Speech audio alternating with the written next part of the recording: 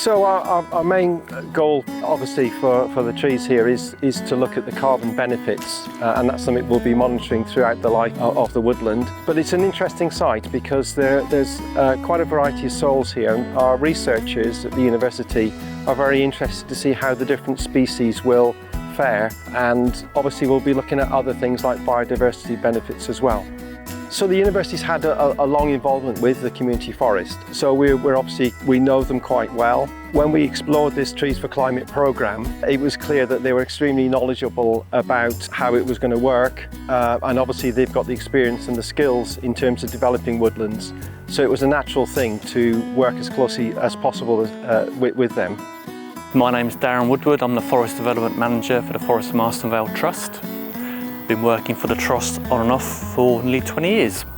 So we were contacted by Cranfield University as the landowners who were wishing to diversify from sort of an arable, mainly arable management of the site.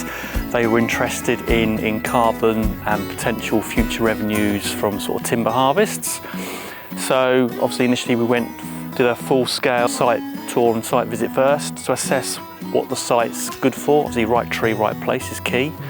And then obviously knowing what the university wanted out of the site, we then went about the design for it. It's a very interesting site. The geology on site is really changeable, so we knew we were going to have different species in different compartments. Then to make things a little bit more complex, the university also wanted to do a research project on the site as well. So they wanted to investigate climate change and the effects on UK species, as well as the introduction of European species. So working with the team has been fantastic because they are on top of all the details.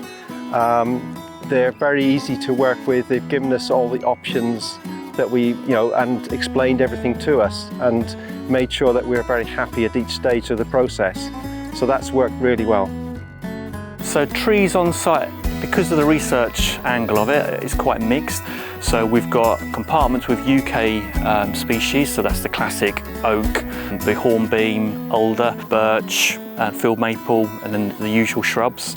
We've also then got compartments which are European sourced, but of a similar variety. So we've procured species from 2 degrees south, which again will be oaks, maples, pine, etc. Then we have purely European species only. So in those compartments, we've gone for Turkey oak, Italian alder, Macedonian pine.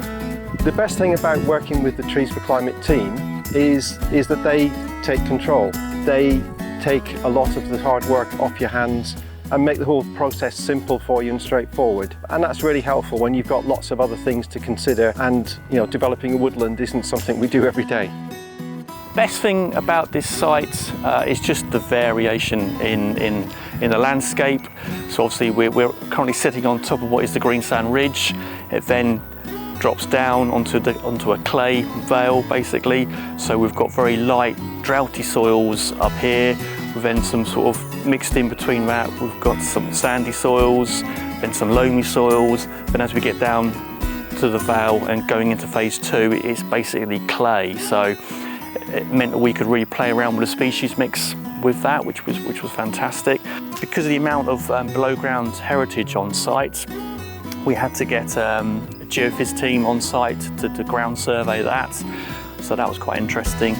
And then because it rained and it did not stop raining, we were unable to get on and grass seed. So we had to use a company and sow seed by drone. So yeah, we've certainly been challenged on this site, but it's been very rewarding as well, been really interesting for that side of things.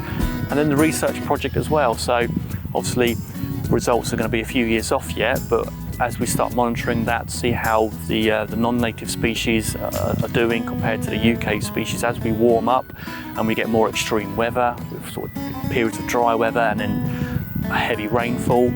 It'll be interesting to see how those species do and survive, and looking in the long term, how they do well with carbon storage and obviously timber values as well. But I'll probably be retired by then, so I can come back here with my walking stick and see.